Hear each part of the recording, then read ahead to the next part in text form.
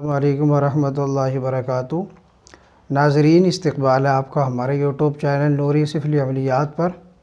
ایک بار پھر حاضر ہیں آپ حضرات کی خدمت میں۔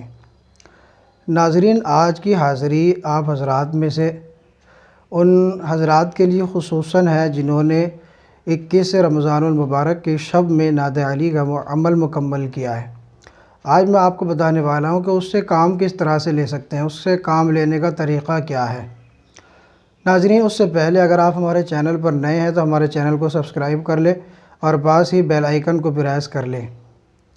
تاکہ ہماری تمام ہر نئی اپڈیٹ آپ کو سب سے پہلے مل سکے۔ تو ناظرین، بات کرتا ہوں اس عمل کی جو 21 رمضان المبارک کی شب میں کیا گیا ہے۔ اس عمل کا سب سے پہلا جو کام ہے کہ تسبیح کے ذریعے سے تشخیص اور استخارہ۔ تو تسبیح سے تشخیص اور استخارہ کرنے کا طریقہ یہ ہے کہ کم سے کم سب سے پہلے عامل کو چاہیے کہ ایک ایسی تسبیح لے جو کچھ وزنی ہو، موٹے دانے کی ہو، اور اس کے بعد اپنے جسم پر عطر وغیرہ لگائے اور عطر لگانے کے بعد حصار کرے۔ حصار لگائے اپنے چاروں طرف، یا جسمانی حصار کر لے یا دائرے کا، اور اس کے بعد آپ نے اس طرح سے کرنا ہے کہ تسبیح کو سیدھے ہاتھ میں اپنے سامنے لٹکا لینا ہے۔ میری تسبیح کے ذریعے سے تشخیص کی ایک ویڈیو موجود ہے، اگر آپ نہیں جانتے تو اس کو دیکھ لیں تو آپ کو اندازہ ہو جائے گا کہ تسبیح کس طرح سے پکڑتے ہیں۔ تو سامنے تسبیح پکڑنے کے بعد پھر آپ نے اس طرح سے کرنا ہے کہ اتنی آواز میں کہ جو صرف اپنے کانوں کو سنائی دے، یعنی جس طرح سے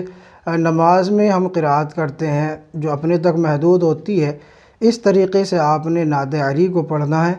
اور پڑھتے پڑھتے یہ تصور کرنا ہے کہ نعت علی کے جو خادمین ہیں وہ تسبیح پر حاضر ہو جائیں، اور اس طرح سے کہیں اور پڑھتے رہیں۔ جب کہتے رہیں گے، پڑھتے رہیں گے، کچھ ہی دیر میں خادمین کی تسبیح پر حاضری ہو جائے گی، اور جب حاضری ہو جائے تو اس کے بعد اپنا سوال رکھ سکتے ہیں کہ فلاں بن فلاں فلاں جگہ سے اتنی عمر، اس کو کیا مرض ہے، یعنی جادو ہے تو وہ تسبیح اگر جادو ہوگا تو کچھ حرکت کرنے کے بعد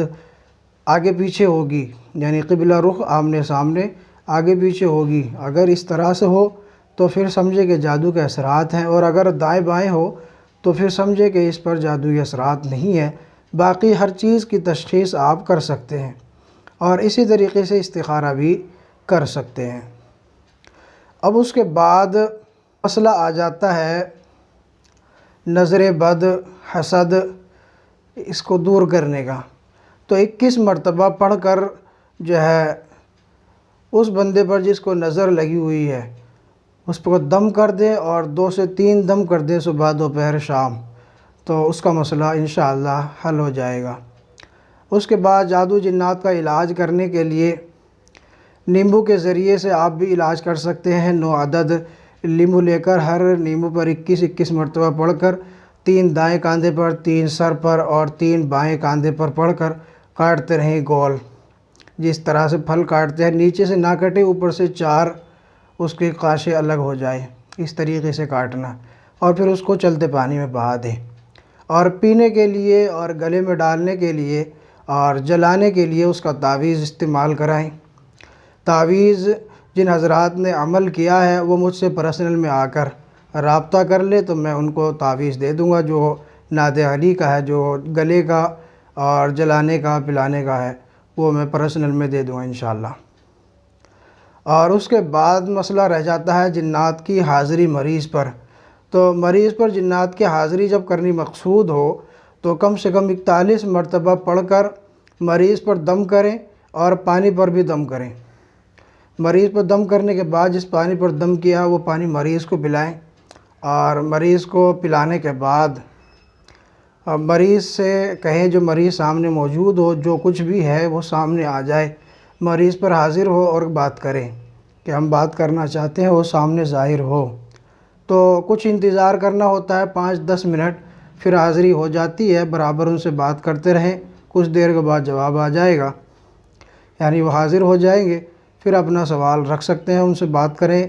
کیوں آئے، کیا مسئلہ ہوا، کس وجہ سے آئے، کسی نے بھیجا ہے، خود آئے، کس وجہ سے آئے، یہ تمام سوالات کر کے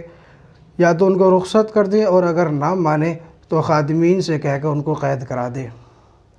تو دوستوں امید کرتا ہوں ویڈیو پسند آئی ہوگی، تو اس کو لائک کر دیں، دوستوں میں شیئر کریں، اور اگر آپ نے ہمارا چینل سبسکرائب نہیں کیا تو اس کو سبسکرائب ضرور کر لیں۔ ملتے ہیں اگلی نئی ویڈیو کے ساتھ، تب تک کے لیے اجازت، شکریہ، جزاکم اللہ خیرہ۔